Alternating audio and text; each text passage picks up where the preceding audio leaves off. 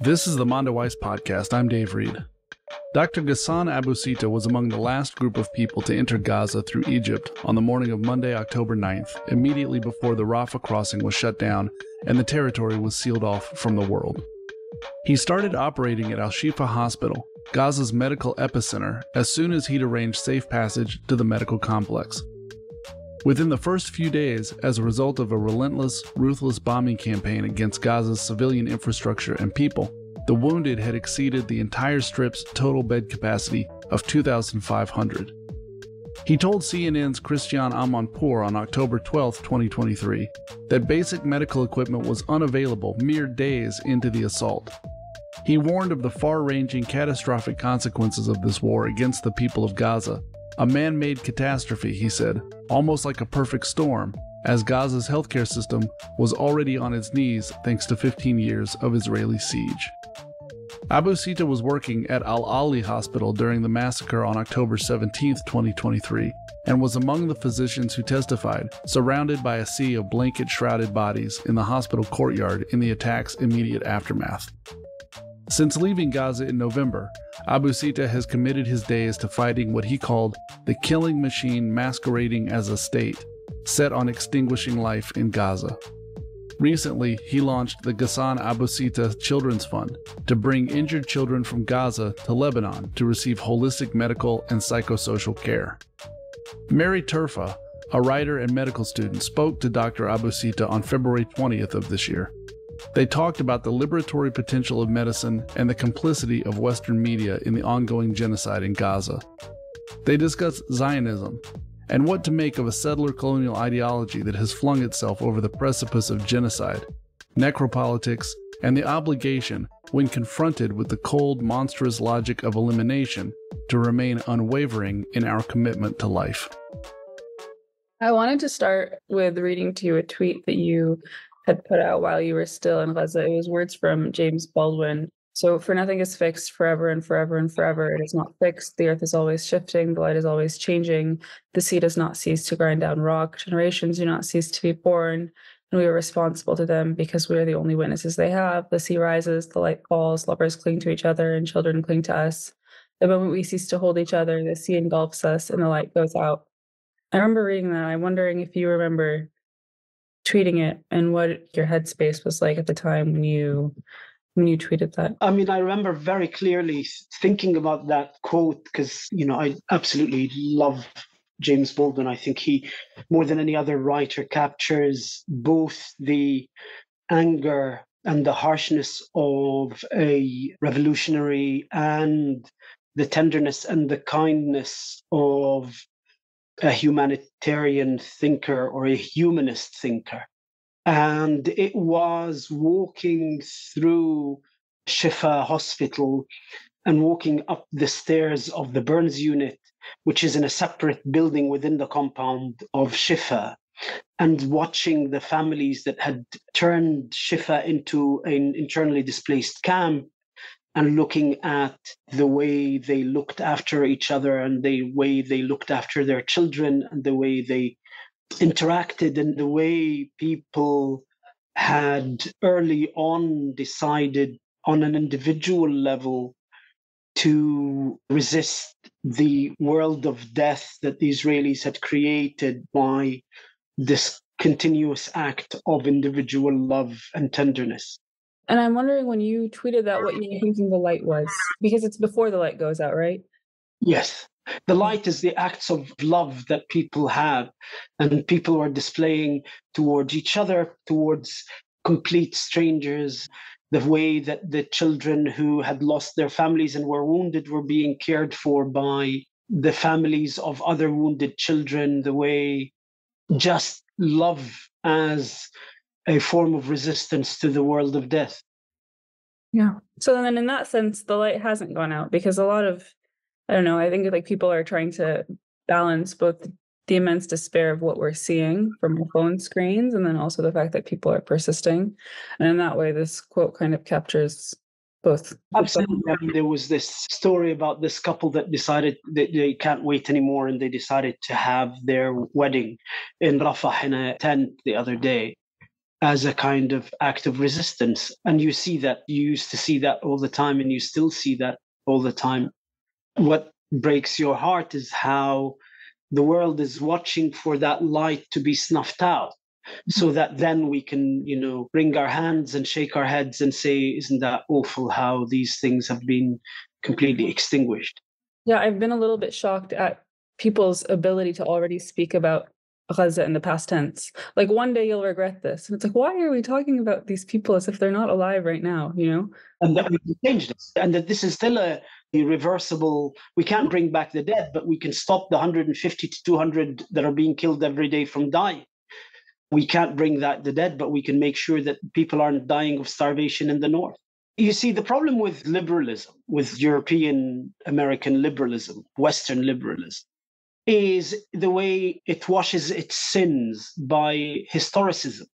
And so white liberal thought in the West now is waiting for Gaza to die so that it then can engage in that kind of washing away of the sins by historicizing the slaughter.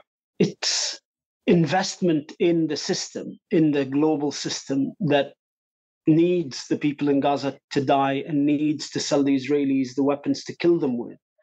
It means that it's incapable of stopping it preventatively. But at the same time, the way it replaced the racial superiority of the Victorian age and the first half of the 20th century with a sense of moral or cultural superiority, it needs to historicize and then weep and then promise never to do it again when you don't have to do anything. Yeah. This is something I've been thinking quite a bit about. Adam and I were talking about this. It seems in some ways like the magnitude of what's happening to Gaza, and specifically like the medical infrastructure in Gaza, is unprecedented.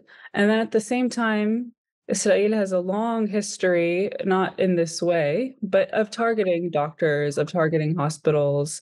And so in some ways, what we're seeing is quite new.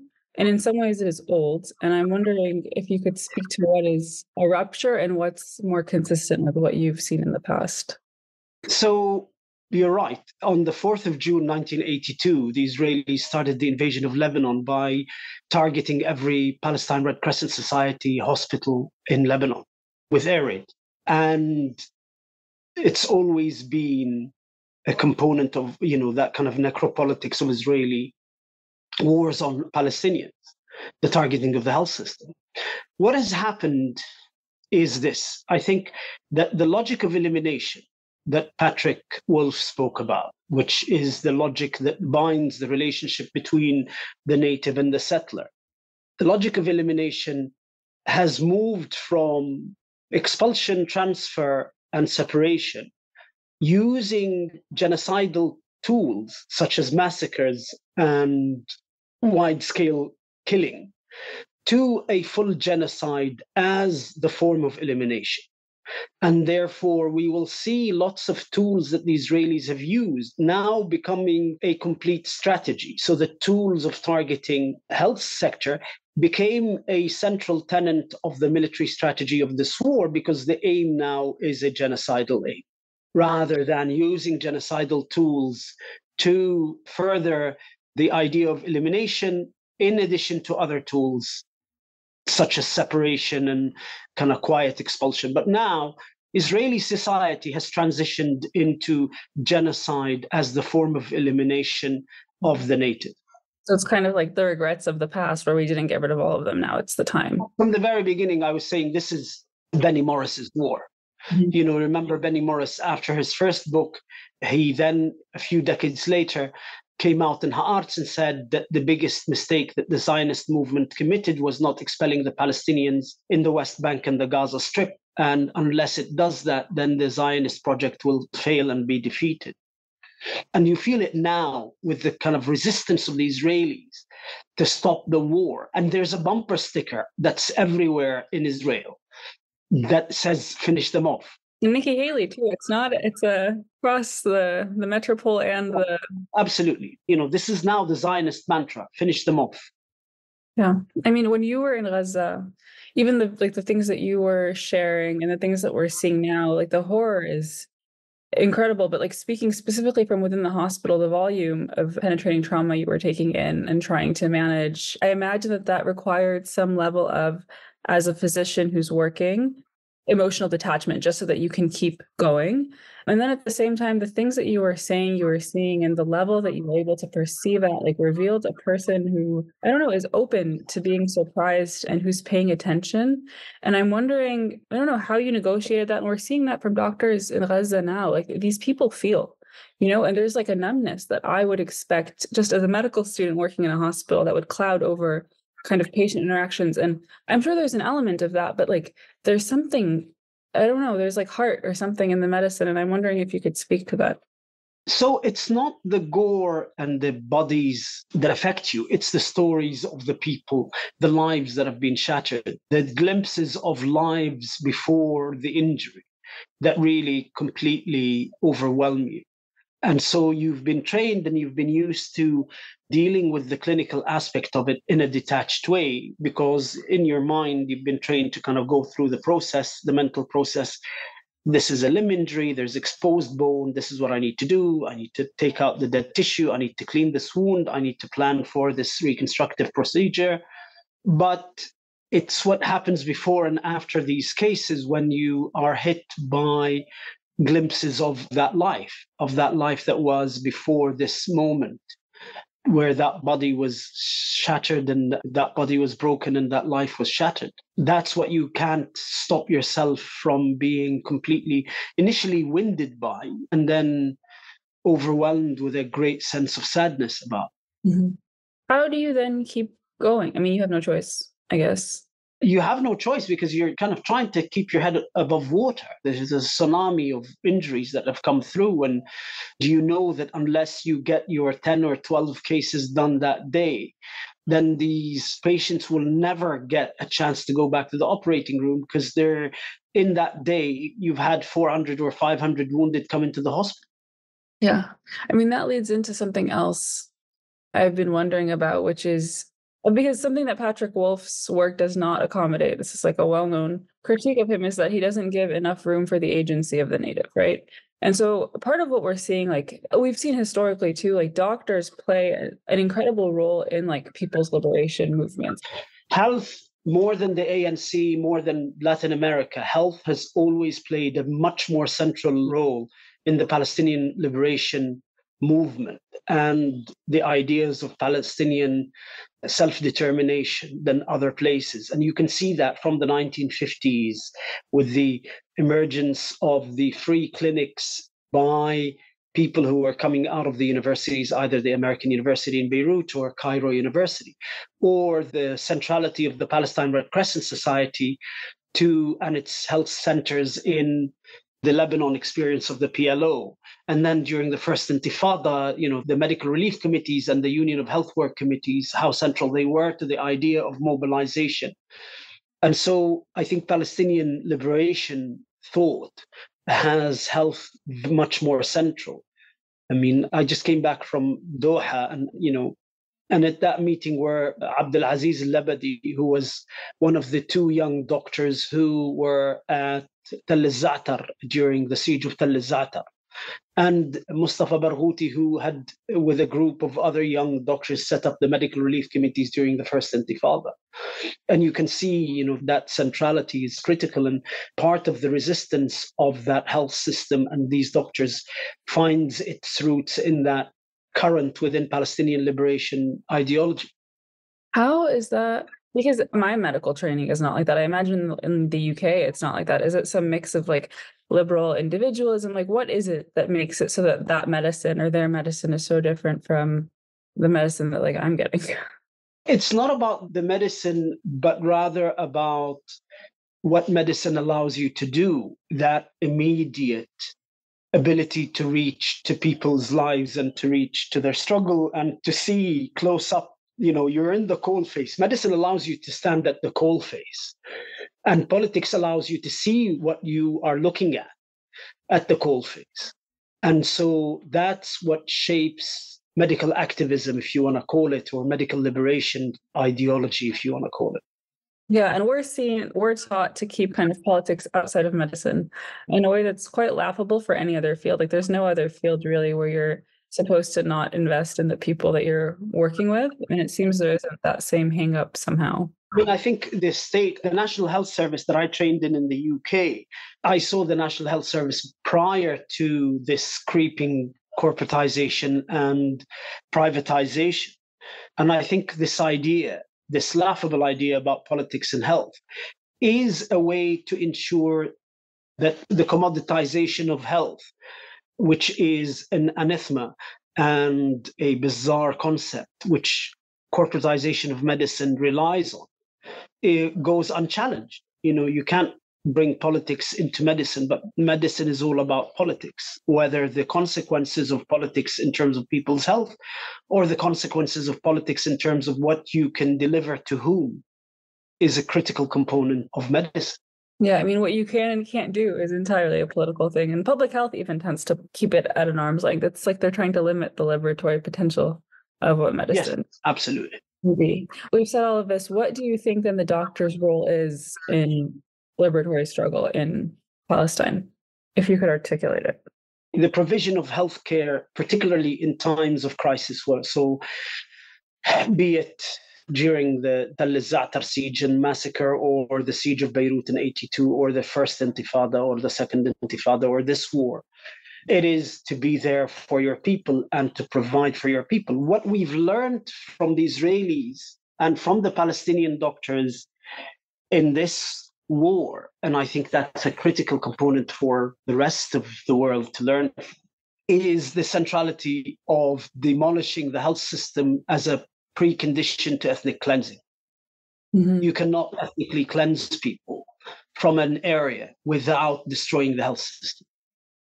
And so the decision of Palestinian health workers and Palestinian hospitals to refuse the threats of evacuation that the Israeli army was basically making from the very beginning of the war, and the insistence of the Israeli military on dismantling and then destroying every aspect of the health system, not just the physical destruction of the hospitals, but the killing of 340 doctors, nurses, and paramedics, destruction of the medical schools, prevention of access to medication and to fuel, all of these things, they're kind of taking away the health system brick by brick, is an indication that in the modern era, you cannot ethnically cleanse areas without destroying the health system, because the health system anchors people in their communities. Mm-hmm. Yeah, it's a barrier against death. It's like the doctor's job is to present themselves as such. That's like on a macro level. On a micro level, something I've noticed that's interesting in the media is like the presentation of the Israeli doctor. And this has been over the past decades, not just now, but like in the New England Journal of Medicine, for example, the presentation of the Israeli doctor as like willing to give medical care to all comers, whether they are Palestinian or not, militant or not, this like benevolence that is characteristic of the doctor and a willingness to treat all. Versus the Palestinian doctor who's not only not a doctor, like not going to treat an Israeli, like hateful, spiteful, whatever, but also like not a doctor. Activist in a white coat. He's a political actor in a white coat. And the interesting thing is, one of the interesting things about this war is how Western media went from silencing Palestinian voices to having to censor Israeli voices to protect Zionism from the declarations of Israelis. And so the fact that at the beginning of the war, 400 Israeli doctors signed a petition calling on the IDF to target hospitals was not commented on or reported in Western press. The fact that for weeks and weeks, until the ICJ ruling and the ICJ deposition, a lot of statements by Israeli politicians, genocidal statements talking about the intent to ethnically cleanse Gaza, were not reported. So now Western media not just silences Palestinian voices, but also silences rabid Israeli voices with the aim of protecting the image of Zionism from them. Yeah, because people are now just drunk on 75 years of impunity. And so just say things that their co-conspirators in the West don't want them to say. Yeah, this is probably more for a psychiatrist than for a surgeon, but there is some kind of And I have a hard time with calling it exactly psychosis, because then in some ways you're taking away the agency of the actor. No, it's the psychosis of Germans in the 30s and the 40s. It's the psychosis of the white South African Boers in the 80s. It's when you really think there's nothing wrong with what you verbalize. Nobody's taking you to task on it. It's the normalization of the unspeakable. And so you start to verbalize the unspeakable. And what they don't realize is Western liberalism relies on hypocrisy, on that complete, diametrically opposed, what you say and what you do should not be the same. You do one, but you have to say something completely different. Yeah. I think the tough part for me, though, is like when you're assessing a patient, for example, for capacity, you need to know that they have insight. These people can't hear themselves. I mean, their obsession with TikTok videos about blowing people or stealing people's belonging or blowing people's up. I mean, was it Haaretz that ran a whole story about the cooking skills of Israeli soldiers inside Palestinian kitchens? I mean, literally, this is a society that now lives in a genocidal bubble. They have so dehumanized Palestinians that Palestinians for them now are not subhuman. They've become invisible. And so it's not someone's kitchen. No, it's your son practicing all of the lovely cooking skills that you've taught him while he's in the field. He's not in someone's house. He most likely has just killed these people. That's what their grandparents did in 48, though, They moved into people's houses, and it was totally fine. And they stole their furniture. I mean, there's that book that came out a few years ago talking about the amount of looting that they did from houses, to the point where I think it was Ben Gurion who said, I can't bear to think that we will have to live in the same country as these people. Yeah, I can't wrap my head around any of the violence, but I can they're just like laws of physics. This is what happens when you drop a bomb on a house. But the behavior of these people towards other human beings, and what it takes. I did not know that humanity could go. Yeah. No, for me, because I review a lot of the medical reports of kids trying to get out for treatment. The number of kids who've been shot by snipers, children shot by snipers. And the thing about the sniper is the intimacy that the periscope, the telescope gives them. This individual knew. When I was in Al-Ahli towards the end, we were getting a lot of people shot by these quadcopters, these drones that have sniper guns attached to them. I mean, on one day we had over 20. And I remember thinking that 19, 20-year-old, 18-year-old on the other side of that video game, deciding to shoot the 9-year-old boy that we had and his mother, it beggars belief and exhausts language for you to kind of try to understand how he got to that point. And it's not our job also to accommodate it. It's to try to stop it. And that's what I keep telling myself is there's no accommodation. We have to defeat it. This is a genocidal ideology. You have to defeat it. Yeah. The Israelis have now crossed to the point of the Khmer Rouge. You can't then sit and say, which wing of the Khmer Rouge are we going to try to accommodate? And what we see in Israeli society is it's doctors, taxi drivers, academics. When you talk to Palestinian academics who work in Israeli universities and what they are being subjected to, and I'm talking about people who work in human rights departments and legal departments, what they report their Israeli colleagues saying. It's up to the Israelis to decide to claw their way back into humanity. What the rest of the world needs to do is defeat them. Yeah. Yeah. I meant by accommodation, I didn't mean accommodate on the ground. I meant accommodate mentally. I don't think it matters. No, it doesn't. It doesn't. No.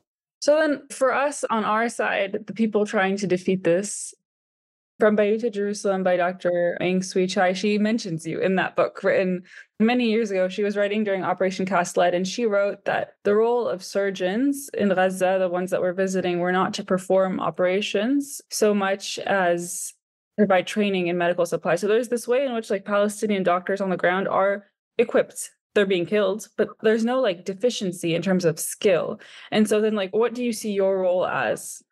This time round, it was the sheer number of the wounded meant that, the number of beds in Gaza before the war was 2,500. By the end of the first week, we'd already had more than 2,500 wounded. And so when I made the decision to go on the 7th of October, I made that decision because I knew that the number of wounded far exceeds not the skill set, but the sheer number of people on the ground able to do this work. Yeah. Okay. But there's like a sense, for example, doctors here, medical doctors in Michigan who are Lebanese, Palestinian, wanting to go to Gaza, and then a hesitation because if aid isn't getting in, if medical supplies aren't getting in, like, what can we do? You know? Nothing. I mean, this is the problem. Where do you go? There's only the European hospital that's left in the whole of Gaza to accommodate visiting teams. What the Israelis have done by the destruction of the system is that there's actually a relative surplus of medical staff because all of Gaza now functions on 9 operating rooms at the European hospital. And the Israelis are preventing new field hospitals coming in with new capacity. I don't understand. It's genocide. It is literally, you see, the problem is we have been academically talking about genocide as if it's a metaphoric or a ideological construct. But what is happening in Gaza is literally a genocide. It's mathematically a genocide. It is a place with 2.25 million that has had probably around 40,000 to 50,000 killed because the number of people under the rubble, the number of people who've been killed and not reported, the number of people who are dying silently from the epidemics and the starvation. You're looking at 40 to 50,000. In 2.25 million, mathematically, that's a genocidal percentage. 13,000 children is mathematically a genocidal number.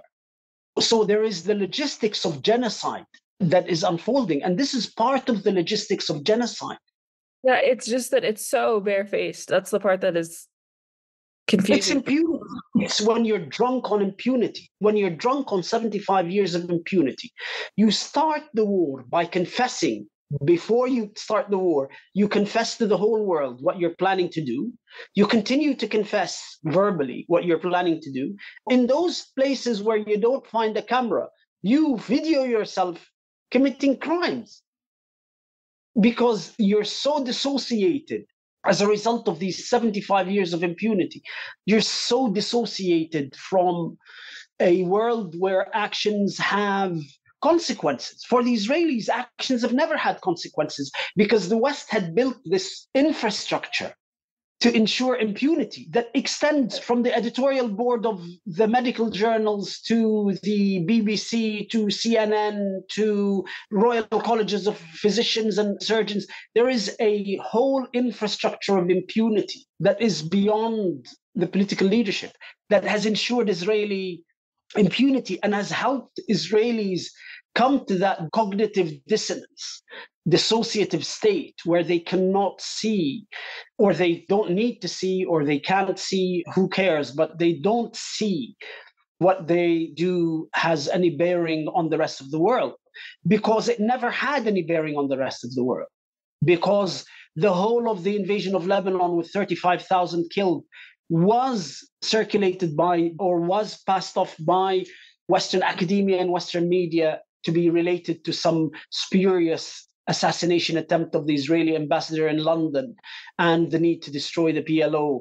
Every Israeli act of genocide has always been whitewashed by the West. And so you come to a point in 2023 where there is no consequences to these acts. Why would the Israelis think that there are going to be consequences for acts that they have been committing for 75 years? There haven't been so far. Like, you have the ICJ, but not. I'm shocked still. The New York Times ran a headline last week, maybe, about like tunnels under al-Shifa, like help us understand like what Hamas might be doing with that. They haven't stopped. Like, no, they haven't stopped. This is the bizarre thing. When Haaretz runs articles that the New York Times or Western media can't run. Yeah. I'm learning how much you can get out of the word most or like few. Like, it's always asterisk. This doesn't represent the majority of what the Israeli population wants. Some Israelis will do this, that is always the framing, but it's exceptionalized, the behavior that we're seeing. Like, you're never allowed to draw logical conclusions from the behavior. No. Regardless of how many in their positions. There was an Israeli pediatrician who was taunting her Arab colleagues that every morning she wakes up, she puts on Al Jazeera to see Palestinian kids being killed before she can go to work. They do enjoy killing us. It's strange, but there's like a sadistic pleasure. Yeah. Absolutely. Absolutely. You can't explain that. You just feel it in your bones. But we try to focus on the humanity that we're seeing on the other side and like the people of Gaza. This is something when people say the people in Gaza are defending their humanity. No, they're defending humanity for the whole world. Like this Absolutely. Yeah. What has Gaza taught you about the potential of medicine specifically? And then we can kind of zoom out. I mean, I went into medicine after I had started to make that kind of almost accommodation. You know, the invasion of Lebanon was a very formative moment in my life as a teenager. And because my father was a doctor and I had wanted to do, in the UK, there's a course called PPE, Politics, Philosophy, and Economics. I didn't want to do medicine. Yeah. And it was that kind of me coming to the realization that medicine allows you the position to be inside people's lives because they allow you to be in their lives in a way no other profession does. Mm-hmm. And to impact their lives on a microcosmic scale in a way no other profession does. If you equip yourself with the analytical skills and the lenses to be able to better see what you're looking at in the clinic, then it becomes a much more enriching life because the microcosm, you can then draw out the macrocosm and the big picture out of it. If you ensure that you have the analytical skills, if you look at your medicine as a social science and not as a purely scientific endeavor, then it allows you to see every patient as a piece of the bigger puzzle. Mm-hmm. And then it allows you to bear witness to people's suffering that happens behind those doors, people who have had their voices robbed of them. And it allows you to agitate in a way that the system is not prepared for you to agitate because you are the scion of respectability in professional life. In Western professional life, you're a doctor. And so when you start to agitate, then you're more likely to be heard. Now, the whole irony of ironies is that you have to keep insisting that you're a British Palestinian doctor, because God forbid, if you're just purely a Palestinian doctor, then your testimony doesn't. And your testimony is not as strong as if you were blonde and blue-eyed, fully British doctor.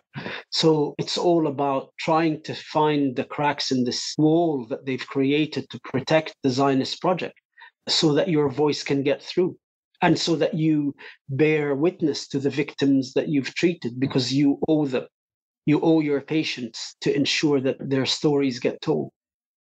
Yeah, on the framing of the doctor as a British, like you have to be a hyphenated identity. There was almost every essay I've seen that's been published in like a major news outlet here about medicine in Gaza has some kind of like the Washington Post just had a headline that went viral. The first line is, "I'm an American doctor," or something like that. Yeah, I've seen that. So like, I'm an American doctor. I am not as hysterical as these brown people.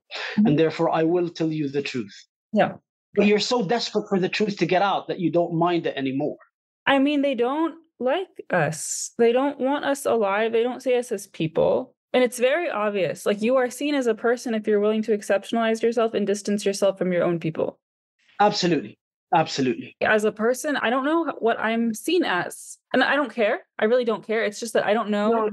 No, but we are the victims of what happened since the end of the 60s to now, when we no longer can talk about national liberation of the South as an equal to the North. And we can no longer talk about solidarity but charity, and we no longer can talk about steadfastness but resilience, and we can no longer talk about a host of other things. We've had our national liberation language robbed from us. Yeah, there's a complete flattening. That's what happens when you lose context. Like, yes, that is impossible. It's just that you want power. It's both sides want power. Both sides, like, their violences are the same. It's revenge, not liberation. I don't know if it's intentional or if it's like the liberatory mind can't accommodate that. But yeah, it's very bizarre. They ruin everything. The next question we had was really just like zooming out. I'm sure what you entered seeing in October, I don't know if you expected it to last this long, or really like what you went in expecting in October and now and how. I went in thinking it was going to be a worse version of the 2014, which it was. But not a tsunami. Yeah. Not a worse version of anything. This is a different war. This is a genocidal war. The difference between this war and other wars is the difference between tsunamis and floods. They're both made out of water, but that's where the similarity ends. Yeah. So then, I mean, I imagine you feel that you've been changed by what you've seen. Absolutely. I mean, I've been changed as everybody else has been changed. Yeah. I mean, I've been changed because of my experience, but I don't think there's anyone else that hasn't been changed. I don't think there is a single brown person living in the West who is been keeping an eye on what's happening, who hasn't been changed. I don't think that there is, when you listen to Lola talk, you realize that this war has changed the South in its relationship with the North. Mm-hmm. Yeah, it's a question of now, where do we go from here? How do you feel like you've been reoriented, or like your sense of your role has changed, if it has? I mean, for me, I do want to spend the rest of my working life trying to serve those who I wasn't able to serve. I mean, for me, my life even more will be completely bound with the fate of Gaza. I believe that our duty, our covenant with those who were killed is to rebuild Gaza. Yeah. Yeah. Once we can get this to stop, I feel like that's the barrier. Although there's a lot of pain, this war has exposed Israel to be nothing but a killing machine. It's not even a fighting machine. It's just a killing machine. Other than kill all of these people, what have they achieved? They're unable to hold on to the land. Israel is unable to reoccupy the Gaza Strip. It's able to enter the Gaza Strip, but it's unable to reoccupy the Gaza Strip. Israelis have now discovered that the whole idea that the Palestinians left their land in 1948, now the Palestinians have stayed in Gaza despite a genocidal war. Despite the genocidal war, there are 700,000 in the north. Despite the genocidal war, people remain in Gaza.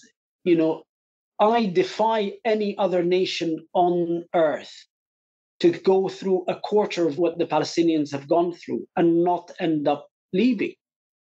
And so, too, the Israelis, in order to conduct this genocidal war, they have had to slaughter a lot of their holy cows. A lot of their founding myths have had to be jettisoned. And states do not survive the slaying of founding myths. The founding myth that the state will do everything to save Israeli lives has had to be obviously shown to be untrue. The myth that the technology is infinitely proportional to power has been completely debunked. The fact that military strength and military strength and power are proportionate in a infinite parallel way has been completely. $5 million Merkavas are being destroyed by $500 locally made versions of the RPG. All of these Israelis have decided, and forget about the families of the hostages. Israeli society has decided it wants to conduct this genocidal war more than it wants to save the lives of these hostages. We're coming to the point where all of the hostages are being killed by Israelis. Yeah. Yeah, they're relishing in it. There's no image of victory. I don't think that that's possible for Israel, no matter how long this lasts. I mean, when you hear about what they're doing to Dr. Muhammad Abu-Sittah, the medical director of Shifa Hospital that they've arrested, to try to get him to go on TV and say that there were tunnels underneath Shifa. They broke both his arms. They made him walk on fours with a chain around his neck and eat from a plate on the ground in front of the other doctors, because he had refused to come out on TV and say that the Israelis were right. The Israelis were hoping for an image, Shifa, victory photo op in front of Shifa Hospital, and they didn't get it. And they haven't gotten an image of victory. And it's all optics at this point, because that's what this is an image of something, which, I mean, the whole project is a facade. But there is a specific obsession with the doctor, like arresting doctors, desecrating doctors, impersonating, which is new, I think, in Jenin, doctors. Yeah. So they must be aware too of like what a doctor means for the people in Palestine. Well, all about the necropolitics being central to the politics of Israeli settler colonialism.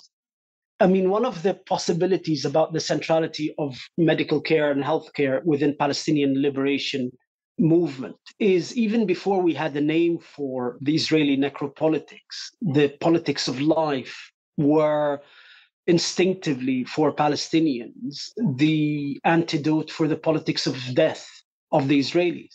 And so this is part of the politics of death trying to fight the politics of life. Yeah, it's the most like essential distilled version of everything we're seeing in some ways. But I've heard that you are launching a project to help children in Gaza access surgery, like reconstructive surgery in Lebanon. And I was wondering if you could speak a little bit more to what that project involves. Within reconstructive surgery, war injuries are a very different group of trauma. And so you need a level of expertise and experience that unfortunately doesn't exist, except in Lebanon.